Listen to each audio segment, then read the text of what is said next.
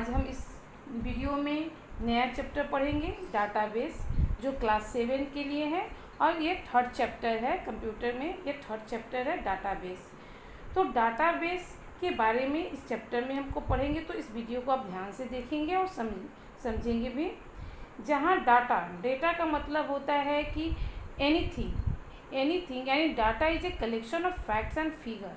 तो डाटा जहाँ सही तरीके से सुरक्षित हो और वहाँ सही तरीके से सुरक्षित रखा जाए, उसको हम डाटाबेस कहते हैं। यानी कि डाटाबेस इंफॉर्मेशन का एक संग्रहालय है, जानकारी इकट्ठा है वहाँ, उसका एक संग्रहालय है जहाँ संबंधित जानकारी यानी डाटा से रिलेटेड जितनी भी जानकारी है वह सब स्टोर किया जाता है। यहाँ इसको अगर डिफाइन करते हैं तो यहाँ दिया हुआ है, लिखा हुआ है कि a database is an organised collection of related data और information that store in computer system, जहाँ कंप्यूटर सिस्टम में इन डाटा और इंफॉर्मेशन को स्टोर किया जाता है। डाटा किसी भी इंफॉर्मेशन का एक छोटा सा हिस्सा होता है। यहाँ आप देख रहे हैं कि डाटा जो पहले भी हम बताया कि data is a collection of facts, यानी आंकड़ा का कलेक्शन होता है, फिगर्स का होता है। और अगर दूसरे वर्ड में कहा जाए तो एक इंफॉर्मेशन का एक छोटा सा हिस्सा होता है। ये किसी भी व्यक्ति से रिलेटेड होता है, जैसे उसका नाम होता है, नाम है, एज है, हाइट, वेट, मोबाइल नंबर, घर का एड्रेस, उसका ऑक्यूपेशन, ये सब किसी व्यक्ति से जुड़े हुए डाटा है। डाटा कई प्रकार के हो सकते हैं, जैसे यहाँ लिखा हुआ है different types of data, text, numeric, alpha numeric, image, graph,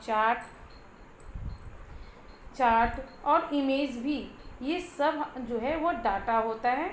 तो ये सब जब डाटा जो है एक साथ ऑर्गेनाइज किया जाता है तो इंफॉर्मेशन बन जाता है, और इंफॉर्मेशन के समूह से डाटाबेस बनता है। डाटाबेस में डाटा और इंफॉर्मेशन को ऑर्गेनाइज करके रखा जाता है। ऑर्गेनाइज का मतलब कि व्यवस्थित रूप से अरेंज करके रखा जाता है, जिससे कि ज़रूरत पड़ने पर आसानी से उसको एक्सेस कर सकते हैं, मैनेज और अपडेट भी कर सकते हैं, वहाँ कर सकते हैं। और साथ ही साथ ये डाटा शेयरिंग और सिक्योरिटी को भी नियंत्रित करता है। डाटाबेस में डाटा को एक टेबल में स्टोर किया जाता है, जिसमें बहुत सारे रो और कॉलम होते हैं। आप यहाँ देखिए कि यहाँ एक डाटा जो लिया गया है उसको एक टेबल में अरेंज किया गया है। यहाँ लिखा देखिए टेबल है, और टेबल में और यहाँ ये रो और कॉलम बना हुआ है, उसमें डाटा को स्टोर किया जाता है, जिसकी वजह से हम आसानी से इसको एक्सेस कर सकते हैं। एक डाटा के अंदर बहुत सारी जो है टेबल हो सकते हैं डाटाबेस में। इंटरनेट में आजकल जो है इंटरनेट पे कई तरह की वेबसाइट हैं जो डाटाबेस का इस्तेमाल करती है। जैसे आप आजकल फेसबुक चलाते हैं तो फेसबुक में क्या होता है कि यूज़र के कई तरह के डाटा, जैसे नाम होता है, उसका मोबाइल नंबर है, प्रोफाइल पिक्चर है, फ्रेंड है, मैसेज होता है, पोस्ट किए जाते हैं, स्टेटस होता है।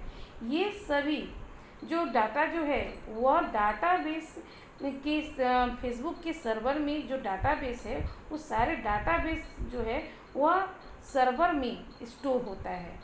अगर हम किसी भी अपने फेसबुक अकाउंट से किसी भी पर्सन के लिए इंफॉर्मेशन निकालना है, जानकारी निकालना है, तो अगर उसको हम सर्च करते हैं तो सारा डिटेल हम फेसबुक के जो डाटाबेस है उससे सारी जानकारी को हम क्या कर सकते हैं, निकाल सकते हैं। इसी तरह बहुत सारी बड़ी जो है कंपनियां हैं, गवर्नमेंट, प्राइवेट और पर्सनल वेबसाइट होता है, जहां डाटाबेस में वह डाटाबेस का इस्तेमाल करती है और अपने डाटा को स्टोर करती है। आजकल हम ऑनलाइन बैंकिंग का इस्तेमाल करते हैं, ऑनलाइन टिकट रिजर्वेशन होता है, एटीएम यूज़ करते हैं, तो इसमें सब के लिए वहाँ जो होता है इस डाटाबेस से वो सारा जानकारी को इकट्ठा किया जा सकता है, इसका इस्तेमाल हम करते हैं। ठीक उसी तरह जो है अब जो है ये डाटाबेस में जो इस्तेमाल हम करते हैं, तो डाटाबेस का जो इम्पॉर्टेंट एलिमेंट होता है वो 3 एलिमेंट होता है। आप देख रहे हैं यहाँ पे, जैसे एक टेबल है, फील्ड है और ये रिकॉर्ड है। ये आपका डाटाबेस है।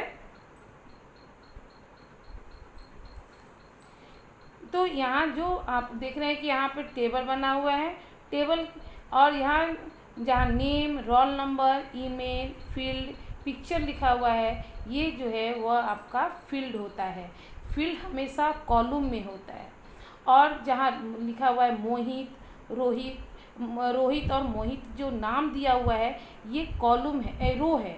और रो हमेशा रिकॉर्ड होता है। रिकॉर्ड जो है वो हमेशा रो में होता है और फील्ड हमेशा आपका कॉलम में होता है। तो अगले वीडियो में हम टेबल, फील्ड और कॉलम के बारे में डिस्कस करेंगे।